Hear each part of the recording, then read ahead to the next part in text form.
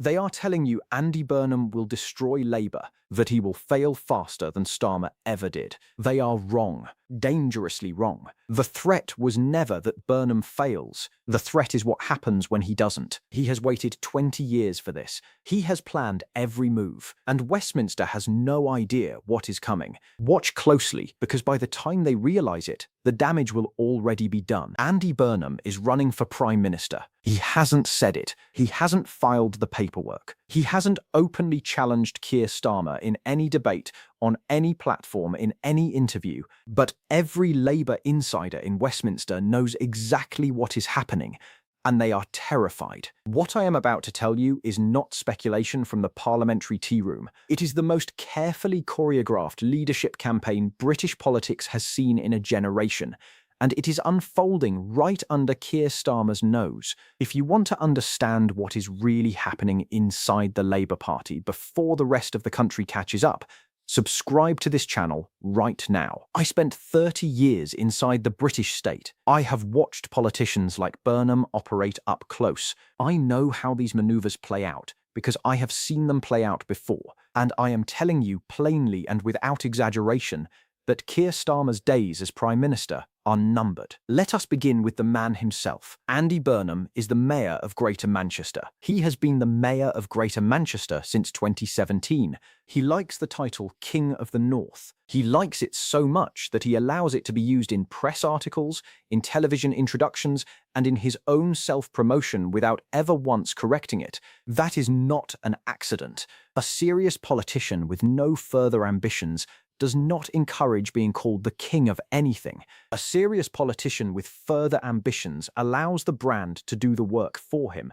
And Burnham's brand is doing an awful lot of work right now. Consider how he positions himself. He is the Labour figure who can speak with a regional accent. He is the Labour figure who can stand in front of a Manchester skyline and look like he belongs there. He is the Labour figure who can talk about working people without sounding like he is reading from a focus group briefing.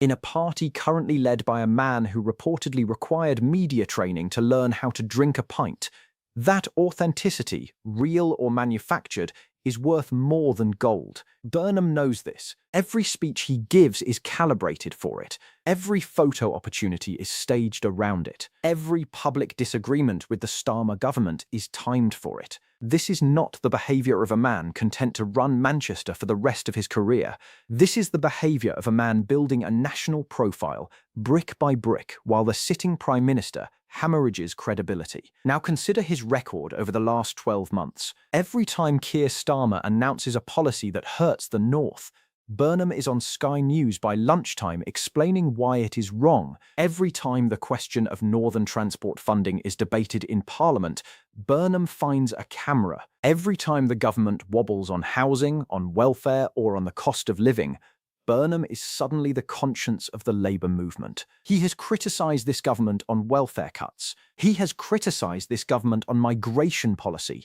He has criticised this government on housing. He has criticised this government on the very thing it was elected to fix, the cost of living crisis that working people in the North feel more acutely than anywhere else in this country. Now ask yourself a question. When in modern British political history has a sitting Labour mayor publicly criticised a sitting Labour Prime Minister on this many fronts, this consistently, and faced no consequences whatsoever? The answer is never. Not once. Not under Blair. Not under Brown. Not under Corbyn. Burnham is doing something no Labour figure has ever been permitted to do, and the only reason he gets away with it is because Starmer is too weak to stop him. Think about what that tells you. A Prime Minister who cannot discipline a sitting mayor of his own party is not a Prime Minister in control of his own movement. He is a caretaker. He is keeping the seat warm for someone else. And every single Labour MP, looking at their constituency polling,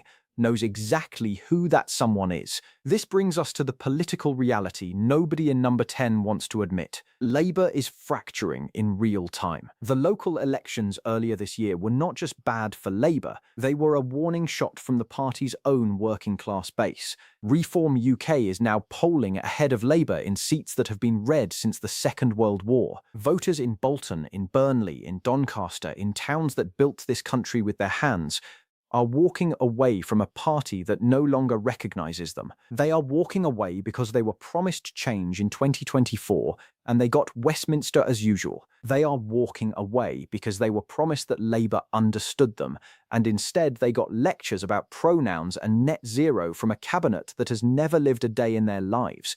And Andy Burnham knows this. He knows it because he sits in Manchester, in the very heart of the Northern Labour heartland, and he watches it bleed support every single week. He knows that if the next general election were held tomorrow, the party he has dedicated his life to could lose 200 seats. He knows that Keir Starmer is not capable of stopping that decline, and he knows that there is exactly one Labour politician in the country with the profile, the regional credibility, and the working-class accent to potentially save the party from total collapse. That politician is Andy Burnham, and he is going to make his move. The only question now is when. But here is what should worry every voter in this country, regardless of where they sit on the political spectrum. A Burnham leadership is not a return to sanity. A Burnham leadership is not a course correction. A Burnham leadership is the next phase of the same project that got us here. Burnham has spent his entire career inside the new Labour machine. He was a junior minister under Tony Blair. He was Secretary of State under Gordon Brown. He was Shadow Home Secretary under Jeremy Corbyn. He has supported the immigration framework that has defined this country for the last 25 years. He has voted for the centralising legislation that has stripped power from communities and handed it to Whitehall. He has never once, in over 2 decades on the front line of British politics, sided with the British public on the questions that actually matter to them, the questions about borders, about identity, about the cost of being a working family in this country. The reason Burnham looks like a saviour now is not because he has changed. It is because the rest of the Labour front bench has become so visibly contemptuous of ordinary Britain that anyone who can fake empathy looks like a prophet, and Burnham can fake empathy better than any politician of his generation. That is the entire trick. He stands in Manchester. He drops the consonants. He says the words working people with the right cadence,